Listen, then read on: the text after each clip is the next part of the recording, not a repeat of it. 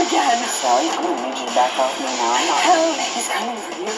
It is coming for everyone. And all of your sins and all of your judgments. Oh, how you're gonna pay.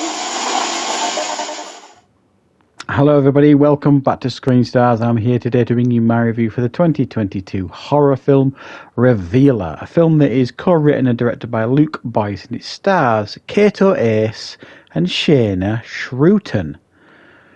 Now, the film focuses on essentially a stripper, Angie.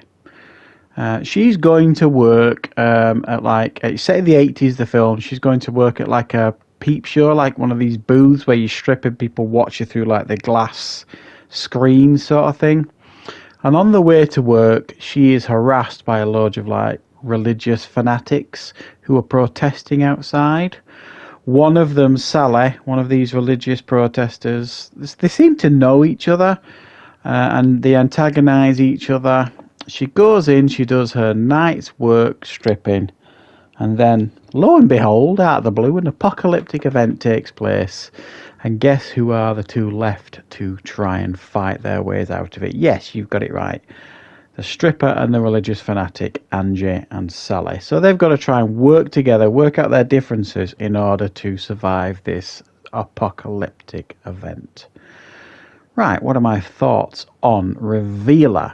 Well, I think the idea here is a pretty solid one. It's a pretty cool idea.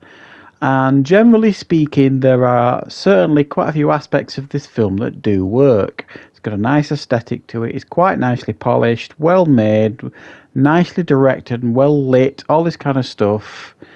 But ultimately, it kind of leaves you kind of a little bit empty, this film, because I think they could have had an awful lot of fun with this film with us, the audience. And ultimately, what we actually get is, at times, a fairly dull film. Now, I think it starts off pretty strongly. It's a reasonably good introduction, certainly to the characters, and you know which kind of line they stand on in regards to who the characters are. You don't need to know a great deal else about them. And then you've got this like apocalyptic event that takes place that you don't really understand, but which is fair enough. We don't necessarily need to understand it. And then for me, the next part of the film was the worst part of the film, because you get this Angie, the stripper, stuck in this booth for a big chunk of the film, trying to figure out, the door's stuck. We learn that when she gets into the booth, she has to get the guy that works behind the counter to help her go in, to get into the booth. And when she's trying to get out of the booth and she realises something's not right, she can't get out of the booth. So, like I say, a big chunk of this film is Angie the stripper and this religious fanatic Sally trying to figure out how to A, get out of the booth, or B, get into the booth and get underneath the booth then, which kind of leads to these like catacombs, which they hope will lead them out to their escape sort of thing. And that's it really. For a big chunk of the film, that's what we get, this puzzle solving aspect of the film. How do we get out of this booth? What do we do? And in between that, there's an occasional threat that rises. And that's another almost confusing issue of the film. Now, there's obviously like some religious undertones here with the film. So if that sort of thing bothers you, then you probably won't be keen on this. But it doesn't all make an awful lot of sense, because you get like this devilish presence, a devilish voice, and then it's minions almost. They're like these, almost like aliens, like these, like the film Slither, the film with Nathan Fillion in it, like the film Slither, these slugs that jump in, sort of thing, and take you over. It almost is a bit like that. There's like these slug-type creatures that try and get in your mouth. And I couldn't connect the two with this devilish creature. So it was almost like a cross between the devil and aliens. And tonally, it didn't seem to fit. Budget-wise, I suppose, it made a little bit more sense, because obviously this is a fairly low-budget film. Not a micro-budgeted film, obviously, but there's a decent amount of budget on display here. And I have to say, for the budget that they do have, the effects are certainly decent. There's nothing to be sniffed at here. The slug effects are are as what you would expect for a film like this. They work. They feel quite threatening. And then this devil presence, whatever it is you want to call it, again, when you do see that on screen, it looks fairly impressive. But that's it.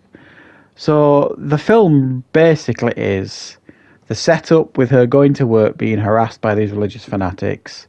She does a night's dancing in this booth. Apocalyptic event takes place, and then big chunk of the film stuck in this booth. Get down into the catacombs, and then that's essentially it. It feels, for me, and I do say this quite a lot sometimes in reviews, feels like this probably would have worked much better as maybe a story in an anthology film. It feels like they had a 25-minute story that they've stretched out over, I think it's about an hour and 25 minutes long, something like that, this film. I think it would have worked better as a shorter film, really, really digested down, because it's a decent, solid idea, just overly stretched out, so it doesn't make the film particularly interesting. You don't feel like there's a massive threat throughout much of the film. But I have to say, there's also, it's one of those films as well that's got like this message, and essentially the message, which for the youth of today is fine, I suppose. The message underneath is essentially it's about being true to yourself, and it's okay to be who and what you are. Make of that what you will. You'll understand when you watch the film. All wrapped up with these religious undertones and an apocalyptic event. So it's a little bit of an oddity, this film. Tonally, it's a little bit off, a little bit odd, and like I say, it's too long for me as well, and which might sound a bit odd when you consider that the film is just an hour and 25 minutes long, sort of thing. But it's not a complete waste of your time. There are some interesting aspects of the film, which is why I'm going to give it a 5 out of 10. So maybe worth checking out. It's streaming on Shudder, so let me know in the comments what you thought when you watched this film, and of course I'll be back with loads more content on the channel very, very soon.